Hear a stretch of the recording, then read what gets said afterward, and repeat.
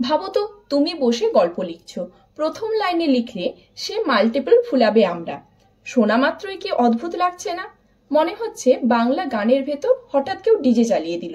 এমনটা আমরা রোজ করি, অ্যাপ্রুভ করে দিলাম, ডিজাইন করে আনলাম, আপডেট করে দেব। আমাদের কান শুনে নেয়, মাথা বুঝেও নেয়, কিন্তু গল্পের ফ্লো ধপ করে ভেঙে যায়।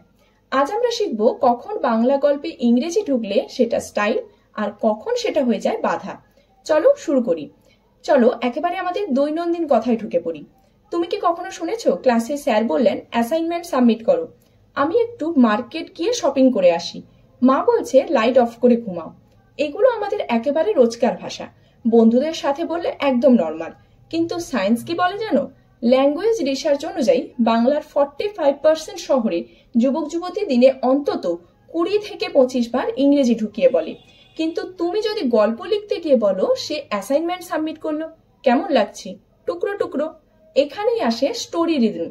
গল্পের ভেতরে ভাষা হলো সঙ্গীতের মতো, সেখানে একটা ভুল নোট দিলে পাঠকের কান ফেটে যায়। এখন আসল প্রশ্ন, তাহলে কি পিওর বাংলা ছাড়া লেখা যায় না? না না, তা একদম নয়। স্পোকেন ইংলিশে একটা জিনিস মনে রেখো, কনটেক্সট ইজ কিং। মানে কোথায় কোন শব্দ ব্যবহার করবে সেটাই ঠিক করবে ভাষার flow. For example, she will execute the plan tomorrow. বাংলায় লিখলে হবে সে কাল পরিকল্পনা কার্যকর করবে।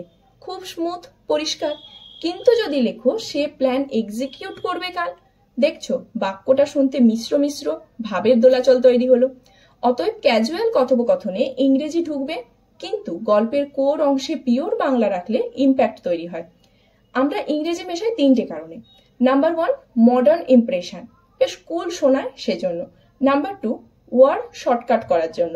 বাংলা বললে সেটা দীর্ঘ হয়, যেমন পরিকল্পনা কার্যকর, এখানে 2টো শব্দ, কিন্তু যদি ইংরেজিতে বলি এক্সিকিউট তখন হয় একটা শব্দ। আর নাম্বার 3 হচ্ছে হ্যাবিট। ছোটবেলা থেকে পড়াশুনো, টিভি দেখা, সোশ্যাল মিডিয়া সব জায়গায় ইংরেজি মেশানো শুনেছি।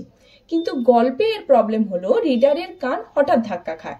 এটা ঠিক যেন সিনেমা চলতে চলতে হঠাৎ বিজ্ঞাপন ঢুকে যাওয়া। এবার আসি স্ট্র্যাটেজিতে। গল্পে ইংরেজি কোথায় রাখলে সেটি মিষ্টি লাগে আর কোথায় রাখলে নষ্ট হয়। আমরা যদি শুরুর দিকে হালকা ইংরেজি রাখি, for example, he had a secret plan, কিন্তু কেউ জানতো না, এখানে ইংরেজি শব্দটা পাঠকের কান খাড়া করে দেয়, কৌতূহল তৈরি করে। নাম্বার 2 হচ্ছে মাঝখানে পিওর বাংলা দিলে পরিকল্পনাটি সুনির্দিষ্ট ছিল আর তা কার্যকর হলে বদলে যাবে সব। এখানে বাংলার জোর দরকার, কারণ গল্পের কোর মেসেজ আছে। আর নাম্বার 3 হচ্ছে শেষে একটা ইমোশনাল ইংরেজি touch, and that my friend was his story. শেষে হঠাৎ ইংরেজি একটা ফিনিশিং পাঞ্চ দেয়, পাঠক মনে রাখে। এটা হলো ল্যাঙ্গুয়েজ রিদম। যেমন একটা গান শুরুতে সফট, মাঝে শক্তিশালী, শেষে আবার লিঙ্গারিং এফেক্ট রেখে যায়, ঠিক তেমনই। চলো এখন ছোট্ট একটা প্র্যাকটিস করি। তুমি লিখেছো he will update the system tonight. Bangla করলে হবে তিনি আজ রাতে সিস্টেম উন্নত করবেন। এটা মসৃণ, সেফ অপশন।